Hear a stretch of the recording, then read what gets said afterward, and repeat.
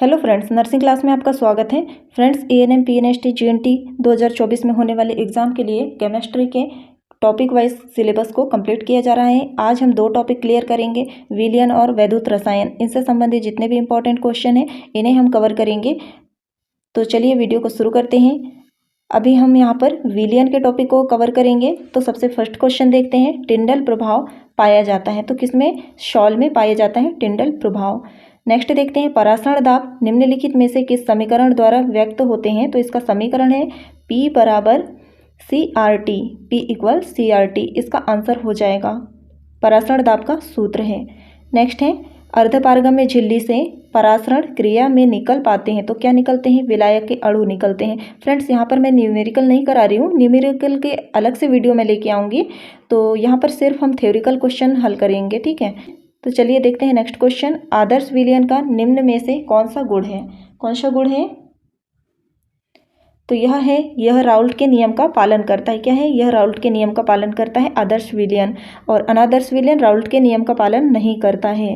Next देखते हैं, पहाड़ों पर जल का क्वथनांक कम हो जाता है, इसका क्या कारण है? तो इसका कारण है वहाँ वायुमंडलीय दाब कम होता है, इसलिए। नेक्स्ट है, निम्न में से विलयन के लिए कौन अणुसंख्यक गुण है? तो परासरण दाब है। नेक्स्ट है, शुद्ध जल का पीएच कितना होता है? तो 7 होता है, उदासीन याद रखिए। नेक्स्ट है, इनमें से कौन से जलीय घोल की हिमांक बिंदु न्यूनतम होती है? तो 0.01 मोलरता NCl, ठीक है, नमक। नेक्स्ट देखते हैं, मानव रक्त का पीएच कितना होता है? तो 7.4 होता है। नेक्स्ट है, अगर N घुल्य पदार्थ मतलब कि विलेय के मोलों की संख्या तथा N घोलक के मोल, घोलक मतलब क्या हो जाएगा? विलायक की संख्या है, तो घुल्य के मोल प्रभाज है।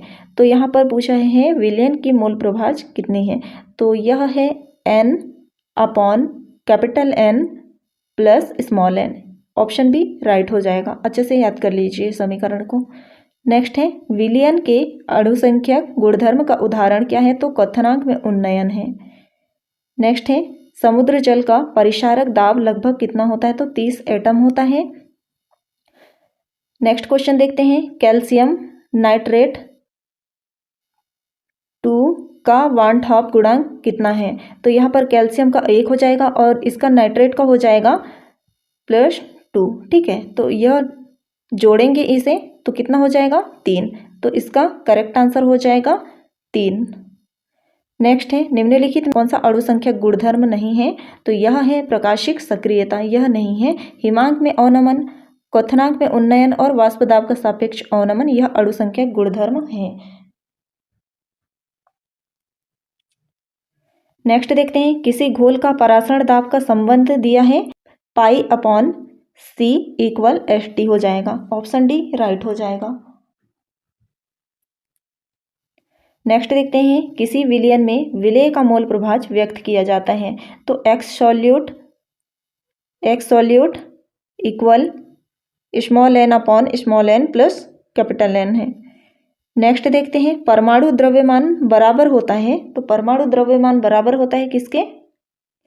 परमाणु के न्यूट्रॉनों की संख्या और प्रोटॉनों की योगफल के, ठीक है, इनके बराबर होता है परमाणु द्रव्यमान।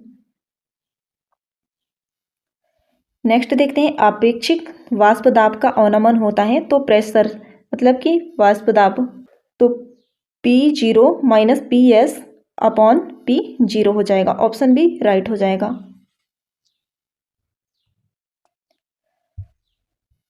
नेक्स्ट देखते हैं, निम्नलिखित में से कौन राउल्ट का नियम है? तो P = KHx, यह राउल्ट का नियम है। नेक्स्ट है, निम्न में से ताप द्वारा प्रभावित नहीं होती है तो क्या नहीं होती है? तो मोलरता ताप के द्वारा प्रभावित नहीं होती है। नेक्स्ट देखते हैं, HCl और H2O के स्थिर क्वथी मिश्रण में होगा तो 20.2% HCl होगा। नेक्स्ट है, परासरणी दाब बढ़ता है जब तापक्रम बढ़ता है तो परासरणी दाब कब बढ़ता है? जब तापक्रम बढ़ाया जाता है तो परासरण दाब बढ़ता है। नेक्स्ट है, घोलक के 1 ग्राम में उपस्थित घुल्य के मोलों की संख्या को क्या कहते हैं? तो उसे मोलरता कहते हैं। घोलक मतलब क्या हो जाएगा? विलायक हो जाएगा। घुल्य मतलब क्या हो जाएगा? जो चीज़ घुलता है, मतलब विलेय। नेक्स्ट है वैसा घोल जो एक निश्चित ताप पर संयोजन में बिना किसी प्रकार के परिवर्तन में उबलता है उसे क्या कहते हैं? तो एजियोट्रोपिक मिश्रण कहते हैं उसे। नेक्स्ट देखते हैं। तो फ्रेंड्स यहाँ पर और क्वेश्चन है तो उन्हें भी हम देख लेते हैं। तो यहाँ दिया है दो या दो से अधिक समांगी मिश्रण को क्या कहते हैं? तो उसे विलयन कहा जाता है। और विलयन कैसे बनता है? तो विलेय और विलायक को मिलाया जाता है तो विलयन बनता है। ठीक है। नेक्स्ट देखते हैं अवयवी मात्रा के आधार पर विलयन के प्रकार कितने हैं? तो तनु और सांद्र, संतृप्त और असंतृप्त और अति संतृप्त, 3 प्रकार के होते हैं अवयवी मात्रा के आधार पर, याद रखिए विलयन। नेक्स्ट है विलायकों की भौतिक प्रावस्था के आधार पर विलयन के प्रकार कितने हैं? तो 3 हैं, गैसीय विलयन, द्रव विलयन और ठोस विलयन। नेक्स्ट देखते हैं द्रव का ठोस में विलयन का उदाहरण क्या है? तो जेली, गोल्ड, मरकरी है। और ऐसे क्वेश्चन पूछ लिए जाते हैं तो इन क्वेश्चनों को अच्छे से याद कर लीजिए। नेक्स्ट देखते हैं ठोस में गैस का विलयन का उदाहरण क्या है? तो वायु में कपूर है। द्रव का गैस में विलयन का उदाहरण है वायु में नमी। और गैस का द्रव में विलयन का उदाहरण क्या है? तो यह है जल में कार्बन डाइऑक्साइड। नेक्स्ट है गैस का गैस में विलयन का उदाहरण क्या है? तो वायु है। नेक्स्ट है ठोस का द्रव में विलयन का उदाहरण क्या है? तो जल शर्करा है। जल में शर्करा मतलब शक्कर या नमक का विलयन। ठीक है। नेक्स्ट देखते हैं कोई पदार्थ की वह अधिकतम मात्रा जो 100 ग्राम विलायक में घुल सकता है क्या कहलाता है? तो उसे विलेयता या घुलनशीलता कहते हैं। नेक्स्ट है वाष्प दाब को प्रभावित करने वाले कारक कौन कौन से हैं? तो द्रव की प्रकृति और ताप, यह दोनों वाष्प दाब को प्रभावित करते हैं। नेक्स्ट देखते हैं द्रव के अणुओं के बीच अंतरा आणविक आकर्षण बल अधिक हो तो वाष्प दाब कैसा होगा? अगर द्रवों के अणुओं के बीच अंतरा आणविक आकर्षण बल अधिक हो तो वाष्प दाब कम होगा। और अंतरा आणविक आकर्षण बल कम होने पर क्या हो जाएगा? अपोजिट हो जाएगा, वाष्प दाब अधिक हो जाएगा। ठीक है। नेक्स्ट है ताप में वृद्धि करने पर वाष्प दाब में क्या परिवर्तन होगा? तो वाष्प दाब अधिक हो जाएगा। ताप में वृद्धि करने पर वाष्प दाब कैसा होगा? तो वाष्प दाब अधिक हो जाएगा, याद रखिए। नेक्स्ट क्वेश्चन देखते हैं आदर्श विलयन राउल्ट के नियम का पालन करते हैं और अनादर्श विलयन राउल्ट के नियम का पालन नहीं करते। नेक्स्ट है किस विलयन में आयतन और एंथैल्पी परिवर्तन नहीं होता? तो आदर्श विलयन में डेल्टा H मिक्सिंग इक्वल 0 हो जाएगा। और यहाँ अगर पूछा जाए कि आयतन और एंथैल्पी परिवर्तन होता है किस विलयन में? तो अनादर्श विलयन में हो जाएगा। तो उसका हो जाएगा यहाँ पर इक्वल, नॉट इक्वल हो जाएगा। ठीक है। नेक्स्ट देखते हैं शुद्ध जल की मोलरता है। तो शुद्ध जल की मोलरता कितनी होती है? 55.5 मोलरता। नेक्स्ट देखते हैं विलयन का अणु संख्यक गुणधर्म है। तो वाष्प दाब में अवनमन, परासरण दाब और हिमांक में अवनमन, यह सब अणु संख्यक गुणधर्म है। नेक्स्ट है 180 ग्राम जल में जल के मोल होते हैं। तो कितने मोल होते हैं जल के? 180 ग्राम में तो 10 मोल होते हैं। नेक्स्ट है हिमांक में अवनमन सीधा समानुपाती दर्शाता है तो विलयन के मोलरता के समानुपाती दर्शाता है। तो फ्रेंड्स यहाँ पर विलयन के क्वेश्चन समाप्त होते हैं। तो अगला टॉपिक है विद्युत रसायन, इसके क्वेश्चन हम यहाँ पर देखेंगे। तो यहाँ पर देखते हैं फर्स्ट क्वेश्चन है किसी सेल अभिक्रिया की साम्यावस्था पर शेल का विद्युत वाहक बल कितना होगा? तो 0 होगा। कितना होगा? किसी सेल अभिक्रिया की साम्यावस्था पर सेल का विद्युत वाहक बल कितना होगा? 0। तो फ्रेंड्स यहाँ पर देखते हैं नेक्स्ट क्वेश्चन है ZnS सिंगल बॉन्ड, फिर Zn2 plus AQ double bond Cu2 plus फिर AQ सिंगल बॉन्ड CuS है। तो यह क्या हो जाएगा? यह है डेनियल सेल, याद रखें।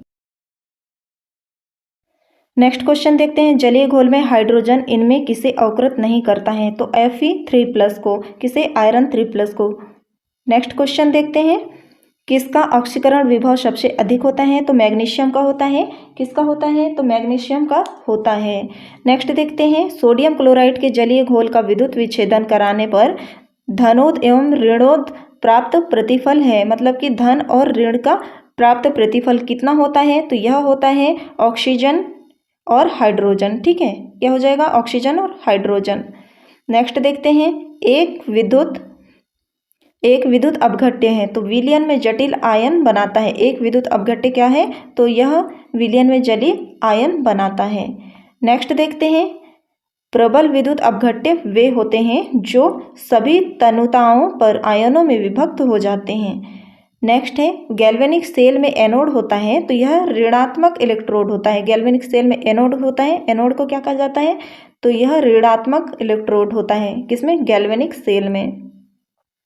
नेक्स्ट है विद्युत धारा जब किसी चालक से इलेक्ट्रॉनों के द्वारा प्रवाहित होती है तो चालक को क्या कहते हैं तो धात्विक चालक कहते हैं। क्या? धात्विक चालक कहते हैं। नेक्स्ट है फैराडे का विद्युत विच्छेदन का द्वितीय नियम संबंधित है तो विद्युत अपघट्य के समतुल्य भार के। नेक्स्ट है निम्नलिखित में से कौन द्वितीयक सेल है तो लेड स्टोरेज बैटरी, यह द्वितीयक सेल है। नेक्स्ट है इलेक्ट्रॉन पर आवेश कितना होता है तो 1.6 गुणा 10⁻⁻19 कूलाम होता है। नेक्स्ट है फ्रेंड्स, ये क्वेश्चन एग्जाम में हमेशा पूछा जाता है तो उसको अच्छे से याद कर लीजिए। नेक्स्ट है विशिष्ट प्रतिरोध की इकाई है तो ओम सेंटीमीटर है। नेक्स्ट देखते हैं विद्युत अपघटन के नियम दिए थे, किसने दिए थे तो फैराडे ने दिए थे। किसके? विद्युत अपघटन के नियम। नेक्स्ट देखते हैं फैराडे का प्रथम नियम क्या है तो M=ECT, यह है फैराडे का प्रथम नियम। नेक्स्ट देखते हैं विद्युत रसायन तुल्यांक का मात्रक क्या है तो ग्राम प्रति कूलाम है। नेक्स्ट है एक फैराडे होता है तो एक फैराडे कितना होता है तो 96,500 कूलाम लगभग होता है। कितना होता है? 96,500 कूलाम होता है, याद रखिए। नेक्स्ट देखते हैं फैराडे की इकाई है तो फैराडे की इकाई क्या है कूलाम मोल इनवर्स है। क्या है? Coulomb mole inverse. नेक्स्ट है सेल स्थिरांक है तो यह है L/A है। नेक्स्ट है विलयन की चालकता समानुपाती होती है किसके तो आयनों की संख्या के। नेक्स्ट है निम्न में सबसे अच्छा विद्युत सुचालक है किस कौन सा? निम्न में से सबसे अच्छा विद्युत सुचालक है तो ग्रेफाइट है। नेक्स्ट देखते हैं विद्युत अपघटने चालक मापक है तो विभव का। नेक्स्ट है कोलरास का नियम है तो कोलरास का नियम क्या है तो यह है लेमडा अनंत m है नीचे और इक्वल लेमडा प्लस लेमडा, यह हो जाएगा। नेक्स्ट देखते हैं जब लेड संचय सेल को चार्ज किया जाता है तो निम्नलिखित में से क्या होता है? क्या होता है तो यहाँ पर H2SO4 बनता है। क्या होता है? H2SO4 उत्पन्न होता है, मतलब कि हाइड्रोजन सल्फेट। नेक्स्ट है सेल जिसमें रासायनिक ऊर्जा विद्युत ऊर्जा में बदलती है उसे क्या कहते हैं तो उसे गैल्वेनिक सेल कहते हैं। नेक्स्ट है हाइड्रोजन ऑक्सीजन सेल निम्नलिखित में से किस तरह का सेल है तो यह एक ईंधन सेल है। हाइड्रोजन और ऑक्सीजन सेल एक ईंधन सेल है। नेक्स्ट है एक फैराडे विद्युत धारा प्रवाहित करने पर प्राप्त मात्रा बराबर होती है तो विद्युत रासायनिक तुल्यांक के। नेक्स्ट देखते हैं वैद्युत अपघट्य सेल में इलेक्ट्रॉन जिस इलेक्ट्रोड से घोल में प्रविष्ट करता है उसे क्या कहते हैं तो उसे कैथोड। तो फ्रेंड्स वीडियो कैसा लगा आप मुझे कमेंट में ज़रूर बताइए और न्यूमेरिकल के लिए मैं एक अलग से वीडियो बना दूंगी। वीडियो अच्छा लगा हो तो लाइक कीजिए, शेयर कीजिए, चैनल पर नए हैं तो सब्सक्राइब कर लीजिए। मिलते हैं नेक्स्ट वीडियो पे, तब तक के लिए धन्यवाद।